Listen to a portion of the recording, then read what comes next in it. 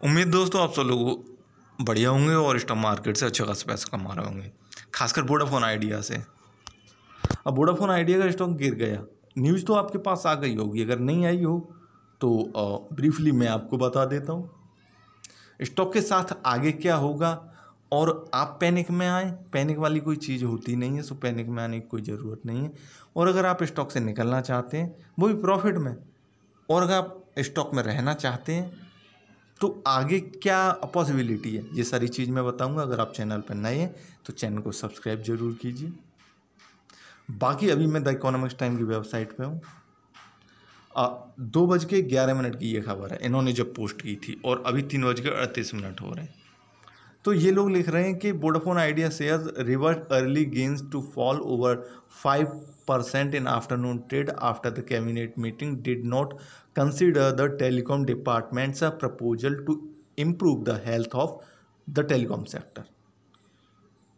तो कैबिनेट ने वो फैसला नामंजूर कर दिया जिस खबर के बेस पे पिछले 3-4 दिनों से मार्केट में शोर था कि 24-25 हज़ार करोड़ रुपया सरकार मदद कर रही है या देगी टेलीकॉम सेक्टर को हालत सुधारने के लिए। तो आज वो कैबिनेट में ना मंजूर कर दिया। खबरें आती हैं और चली जाती हैं। इससे पहले भी ये खबर आई थी, फिर उसके बाद ये खबर आई कि साहब सरकार मदद कर रही है, अब ये खबर आ गई। सीधा साधा फ़र्क पड़ता है स्टॉक पे, और स्टॉक के बहाने जो इन्वेस्टर होते हैं, घरेलू इन्वेस्टर, उनका पैसा डूब जाता है, लग जाता है।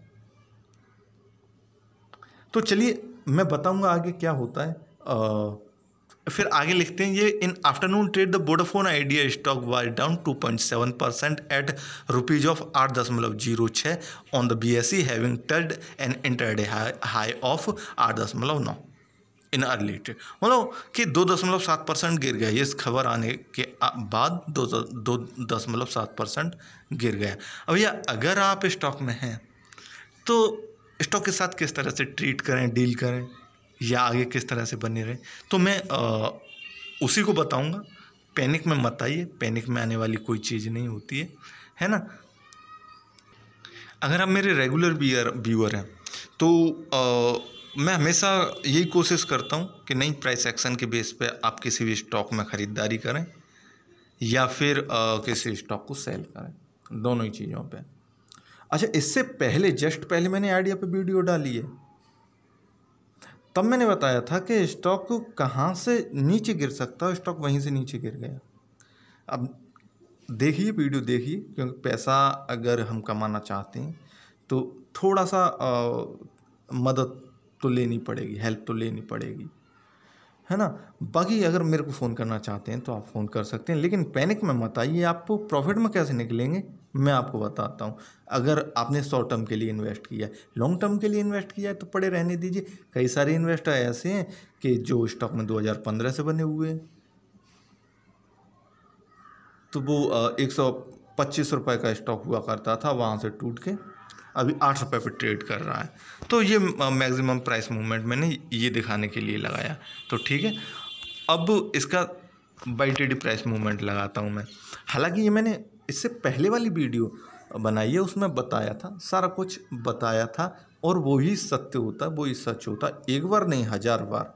मेरे 200 वीडियो होंगे करीब, 200 में से एक भी स्टॉक ऐसा नहीं है कि जो घाटा दे गया हो या लॉस दे गया हो आपको। मैं ये इसलिए नहीं बता रहा कि आप न्यूज आई और स्टॉक गिर गया, मैं इसीलिए बता रहा हूँ कि आप फोकस कीजिए प्राइस मूवमेंट पे। आपके पास जो भी आपका ब्रोकरेज या ब्रोकर एप्लीकेशन देता है उसका आप चार्ट देखिए, कोशिश कीजिए, और चार्ट को रीड करना सीखिए।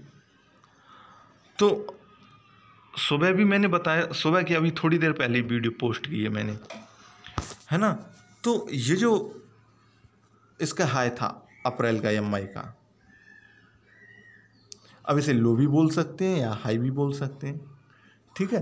अगर नीचे से बोलेंगे तो हाई है, ऊपर से बोलेंगे तो लो है, ठीक है ना।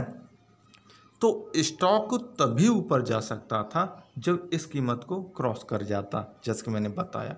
अब स्टॉक ने वो कीमत क्रॉस ही नहीं की तो नीचे आ जाएगा। और फिर उसके बाद अगला टारगेट इसका ये था हाई, अगला टारगेट ये था।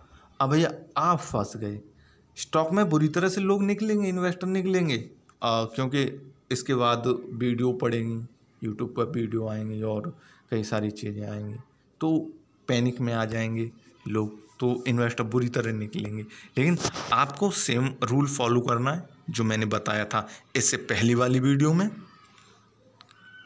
तब जब स्टॉक भाग रहा था और अब जब स्टॉक टूट रहा है तब भी सेम रूल फॉलो करना है, कुछ भी फर्क नहीं पड़ेगा, न्यूज़ों का कुछ भी फर्क नहीं पड़ेगा। हाँ, ये है कि 2-4%, 5%, 10% स्टॉक गिरा लेगी, लेकिन कितने दिन तक गिरा लेगी?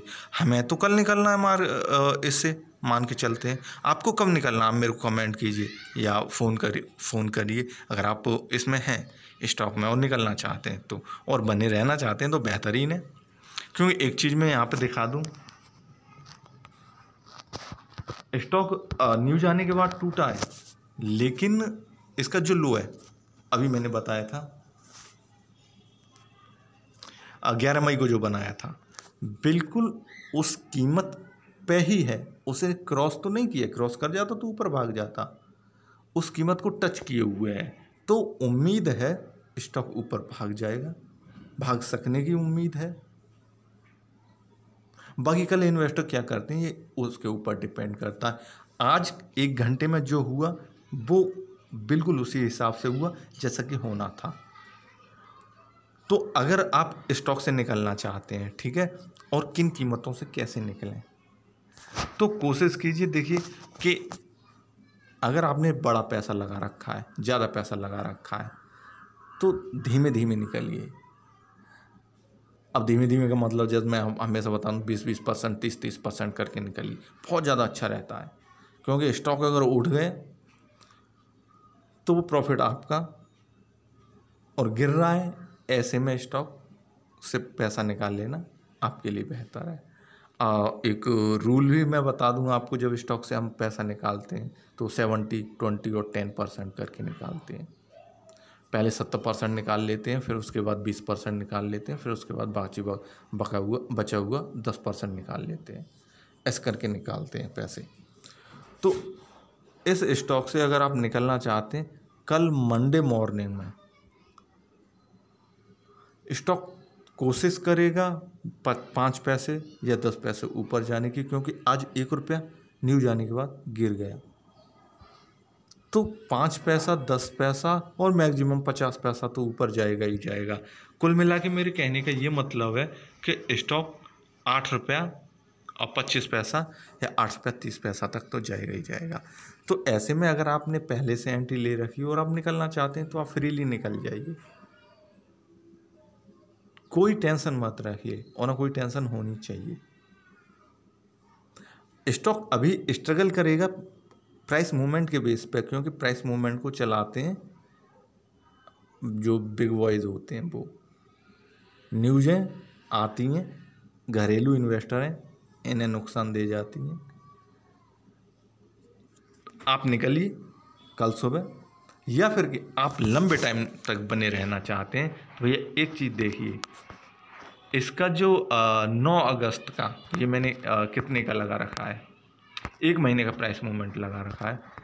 1 महीना पहले इसका जो हाई था 7 रुपया 59 पैसा या 7 रुपया 60 पैसा था। ठीक है, आप नोट कर लीजिए अपनी डायरी में या फिर दिमाग में, 7 रुपया 60 पैसा, या इसे आप 50 पैसा भी कर सकते हैं। 7 रुपया 60 पैसा को आप नोट कर लीजिए। स्टॉक अगर इस कीमत से नीचे आता है तो आप स्टॉक से बाहर हो जाइए। अब कैसे होना है वो आपके ऊपर है, ठीक है ना। स्टॉक फिर उसके बाद टूटने की पूरी गुंजाइश है, स्टॉक टूट जाएगा, लेकिन यहाँ से इस कीमत को टच करके 7 रुपये 50 पैसा आया लगभग, या फिर उससे पहले ही ऊपर स्टॉक चला गया, रिवर्स ले गया, तो आपके लिए प्रॉफिट की चीज़, बेनिफिट की चीज़, आप बने रहिए। तो आपको थोड़ा सा वेट और करना पड़ेगा। तो ये दोनों चीज़ रही कि भाई आप पहले स्टॉक से प्रॉफिट में कैसे निकलें, और सेफली कैसे निकले। दूसरा, अगर आप स्टॉक में बने रहना चाहते हैं तो कैसे और कहाँ तक बने रहें।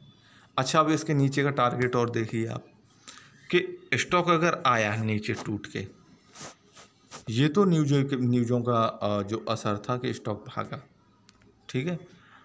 अब उसके बाद स्टॉक 5.80 या 5.70 इससे नीचे चला गया तो ईयरली डाउन ट्रेंड में चला जाएंगे। ईयरली डाउन ट्रेंड में तो वो पहले से है।